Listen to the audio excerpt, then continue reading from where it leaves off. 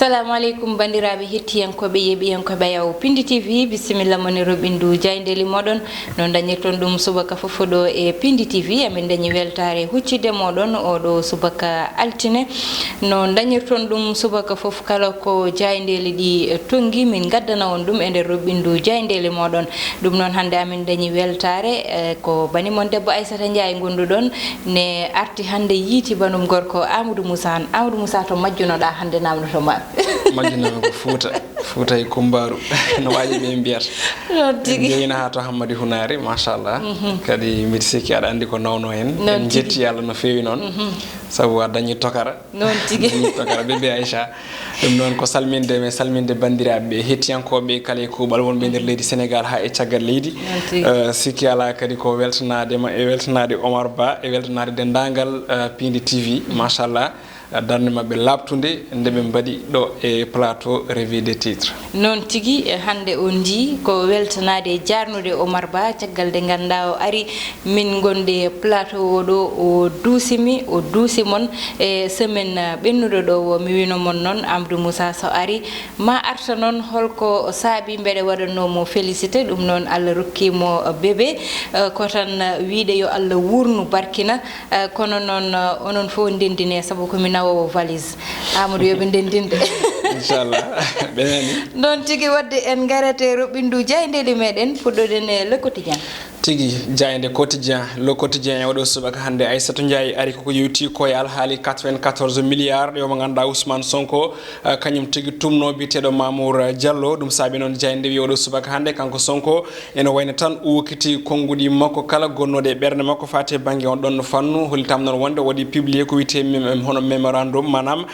deftere nde ganduɗa nde ina tonggui hen tan konngudi ɗi ganduɗa ɗi o yonnani hay seeɗa ha tengti noon ko yewti ko e commission d'enquête toon to assemblée nationale ko noonne kadi o wokkiti konngudi makko fewde e Mamour Diallo La Tribune nden jayde arti koko yewti on ɗon fannu woni alhaali 94 milliards de francs CFA omo ganduɗa ko Ousmane Sonko joni o kañum tan fuusi sari saki toon to assemblée nationale ko noonne kadi o jopima biteɗo hono Mamour Diallo e nden nden ɗon jayde witende La Tribune wonko nde arti subake nde arti ko yewti ko e caɗele baɗɗe toon nokko biteɗo kunun holitam noon wonde ko cukalel ngel duuɓi sappo e tati tawi ko dewel kañum tan ene wayno o waɗa ko wiyete ko hono violé manam hepta kono ne kadi tawi heptimo tigui ko wat boniyankoɓe kono ne kadi ɓe piimo walla mbiyen tigui ɓe pi tigui ba makko mbiyen ha tigui mbiyen wasi fittandu muɗum e wiide jayde Rewmi Quotidien nden ɗon jayde oɗo subaka hande ari koko yewti ko e Karim Wade nde haali noon ko fate banggue hono créé jayde noon wi ne wayno ko Karim Wade oɗo saa tan yidde muɗum ene wayno ko heptude kan kala ko fate banggue ko wiyete ko hono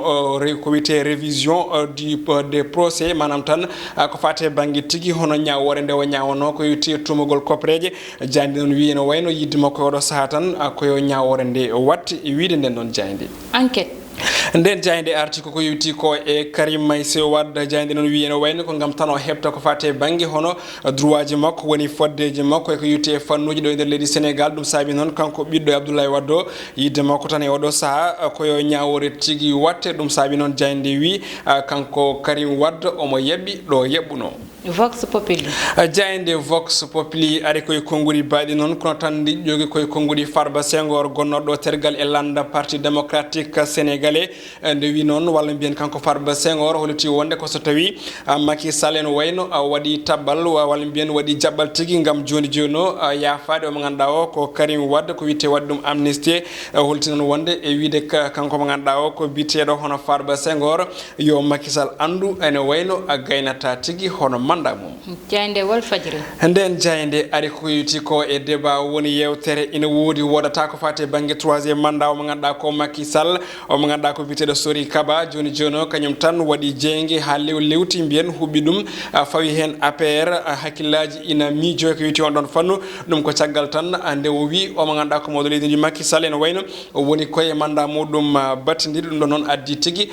hono gulali e luukali walla mbiyen kulhuli e nder landa biteɗo APR APR. Sud Quotidien. Nden ɗon jayde hokki konngol ko joni hono jimo wonna lanke nganaɗo e Afrique ko wiyete ko Tikenja Fakoli ko fate banggue joni hono troisième mandat e nder Afrique ɗum saabi noon jayde wi kanko Tikenja joni o jopima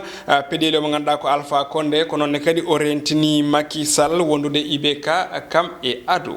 Le Soleil. Nden jayde hokki ko ngudi ko horejo dowla russe o wiyete ko Vladimir Poutine kanko noon joni o suuti konngudi tawi ko entretien mo ganduɗa o ko keeriɗo tigui e nder jayde witende Le Soleil je kanko noon mo ganduɗa ko biteɗo Vladimir Poutine ene wayno tan wonko fewjani Afrique o wi tan ko holko waɗata walla mbiyen holko waɗanta Afrique ene tawe mbiyen e nder page 12 13 et 14 jayde witende Le Soleil kono ɗum ko noon Macky Sall horejo leydi Sénégal en tawi toon to Oslo e toon to Sochi ha toon to Paris.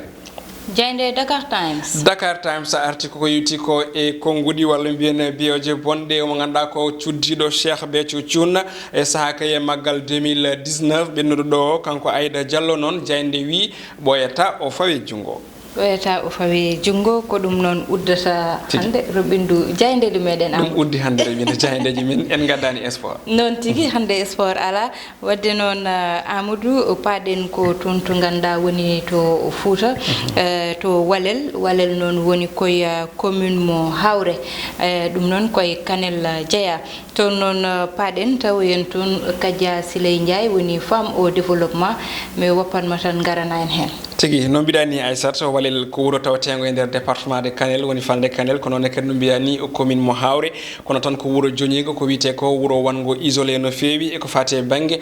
hono ko fate banggue gueɗe kewɗe ko wayno caɗele ndiyam ko wayno caɗele courant ko wayno kadi ha joni e gueɗe laabi hani e safrirdu saabima noon e yidde mabɓe on ɗon fannu ɗum gandaɓe ko debbo on ɗon mo mbiɗa ni jibinande wuro Walel tawi noon ko ɗo e Dakar tigui o jibina ko ɗo o mawni o fiiɓi kay mbiyen artude o renda e mabɓe feere haaɓe kay keɓe tigui koɓe jiiɗi ko woni ɓamtare gam noon ɓamtare mabɓe nde mbiyen laato ɓe mbeeɗi juuɗe tigui ɓe mbeeɗi o ganduɗa o ko Harouna Moussa Dia e Mignum Daouda Moussa Dia tawi ko premier caissiére toon to assemblée nationale saabu kay famde ɓe darde ɓen ɗon e leydi Sénégal to banggue ɓamtare so kay joktude ko fate banggue jokiɓe kala e saaha moɓodiral ngal noon Aissatou waɗi ko toon to Walel ene wayno tan yuɓɓi rewi lawol kewendi mawdi e jamanu teska toon kono ne kadi Walel eko taari ɗum foof arino toon ene hen kadi garɗo toon tawi ko artiste comédien mo ganduɗa komo gueɗe mum mantini ɗo henne e Pindi TV o wiyete ko Amadou Diallo arin toon o jirwin o welni o waɗi gueɗe mantiniɗo no fewi kanko noon on ɗon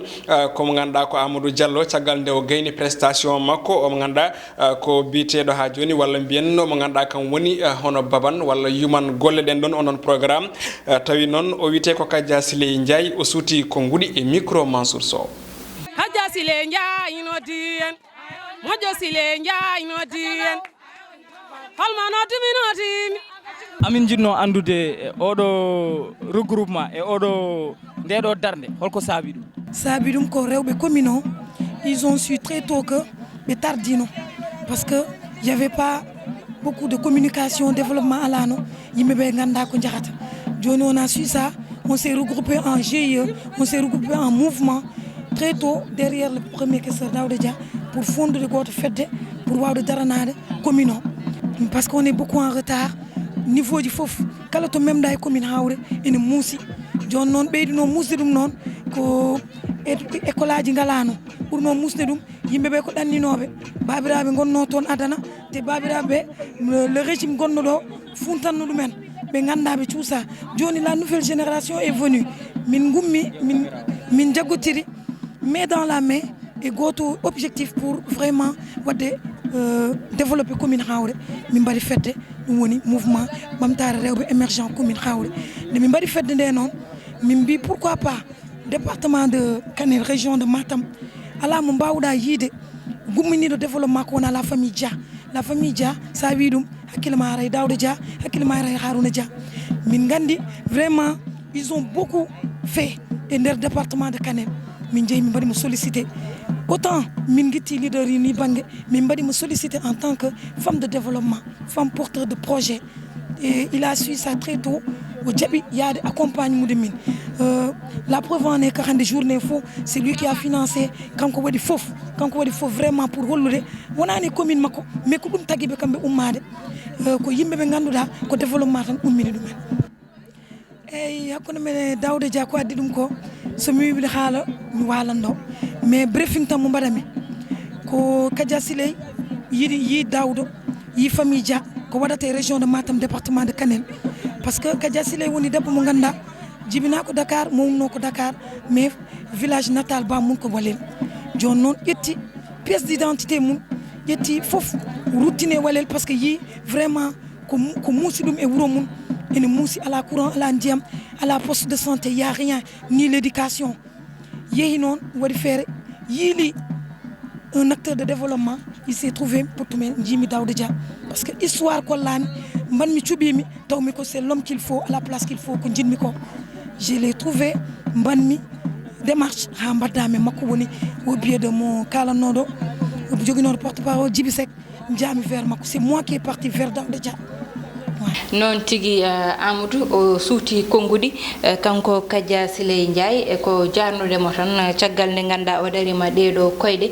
wiide ko ɓe jiiɗi ko liggade tasada liggo jaadata koye liggotoɓe ɗum saabi o rutti Fouta o yi caɗele ganduɗa wuuro makko ine wonduno hen o ummi gam haɓade ɗum noon o ƴeewi holmbo suɓoto o ƴeewi noon o tawi jaajaɓe ko liggotoɓe no e wiide makko o tawoyi ɗumen o totti ɗumen junggo kamɓene ɓe kofananimo juuɗe mabɓe ɓe gaddi juuɗe mabɓe ɓe ndendini ɗum noon wi kala ko ganduɗa keeɓi toon ɓe nangui hen kono kadi kala ko ganduɗa woni caɗele mabɓe mbat feere ɓe daro hen ko wayno jangde e ko wayno no wirini e nder extrait o eno wirini kadi sa daari e saaha nde o haalata nde a famat ko debbo dariɗo pelliɗɗo ko noon kadi pamɗo no mbiɗen ni darde ɓe ganduɗa ɓe ko hono famille Dia no wirini woni Harouna Moussa Dia e kanko Daouda Dia darde ganduɗa nde ene mantini kala e saaha saabu Aissata ko ɓuuri hen ko hawnade e ko ɓuuri hen ko famnade eɗen gandi kala e saaha golle mabɓe kaɗan tan e commune mabɓe ɓe mbawno wiide ɓe jiimi ko commune Horkodere donc ɓe mbaɗa golle ɗe e commune Horkodere kono sa daari ngoɗo wuuro ganduɗa ko Walel tawete koye commune mo Hawre sa yi jomumen ne jalta e commune aji mumen ina gara ina mbaɗa ko wiyete hono sollicité manam ina namdo ballal ko famde wonde ɓeɗo ko yimɓe dariɓe kadi ko darde nde ala keerol wonani tan e département de Kanel wona tan aussi région de Matam mais ko Sénégal fof e mbaɗi kuftodinde ko noon e kadi saabi goto kala tan ina heeɓa manam ene heeɓa hen yiito hoore muɗum e mabɓe ɗum ɗo eɗen gandi vraiment ko beɗgol juuɗe bangol fayide saabi o mo ganduɗa ko Kadia Siley vraiment caggal no wirino waɗi feere haw andi Daouda o yeehi kadi haw yi ɗum vraiment o ñaguima ɗum balle baɗi ni donc noon ko famde wonde ɓeɗo ko yimɓe jogtoɓe ko yimɓe walloɓe kala e saaha ha tengti aussi e moƴƴinde e kala ko fate banggue gonka commune aji ɗi noon tigui bandiraɓe ko ɗum uddata roɓindu jayndeli moɗon hande ko wiide on tan yo Allah rokken tawede o saaha janggo Aissata Ndiaye e ɓanum gorko Amadou Moussa an kuccodirno ɗon on jarama